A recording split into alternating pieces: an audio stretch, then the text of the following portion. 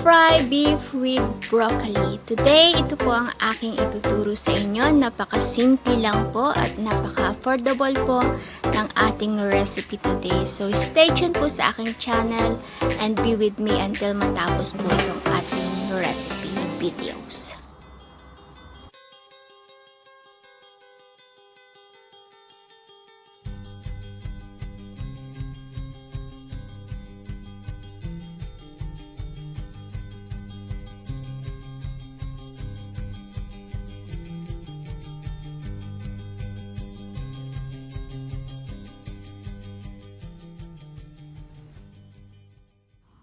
Ayan po, tayo po muna ay mamalengke and we are going to buy beef for our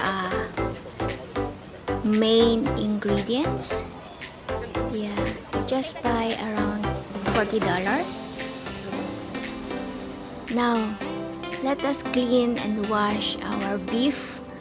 We just now bought it. Wash and drain it. Wash thoroughly. Yeah. Okay, just wash it. And then you are going to drain. Okay. And then put in a bowl. Any bowl you can use for marinating. This is our ingredients. Our meat, beef. Our vegetable, broccoli. Our seasoning, light sauce, chicken powder, cornstarch and sugar, garlic and onion. Now let us start to marinate our beef. Put a cornstarch, 1 teaspoon, sugar, half teaspoon, chicken powder, just a little, light sauce, 1 tablespoon, and then mix it. Just mix it so the seasoning and the taste will become more even. Then we are going to marinate for 1 hour. Now let us cut and peel our onion and garlic.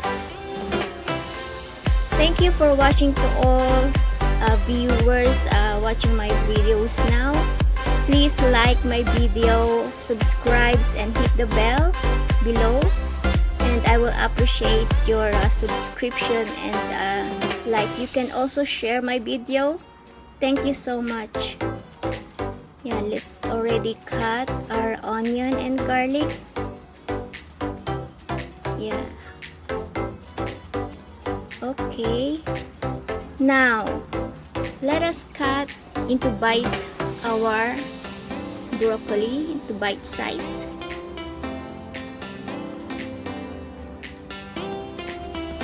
Just cut it into bite size. Please like my video. You can press below.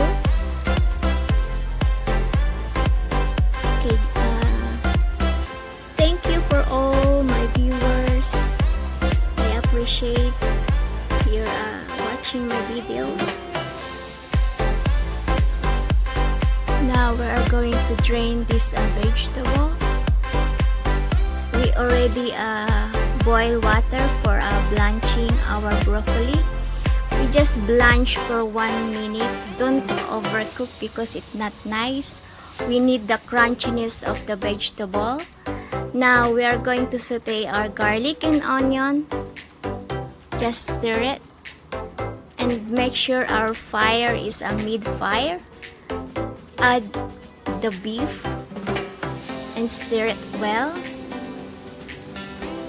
Make sure our beef will not going to burn. Balance the fire. Just stir it nicely. Hit the bell below and I will appreciate your subscription.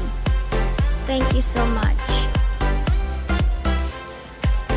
Okay, just stir it. Make sure our fire is not so And then we're going to add the broccoli.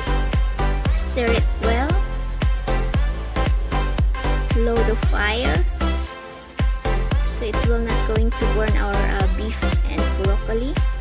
Add just a little water so it will not going to stick to our wok.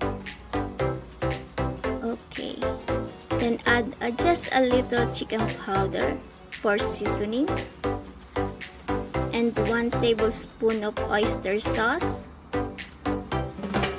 You need to balance and make it taste later if salty or not.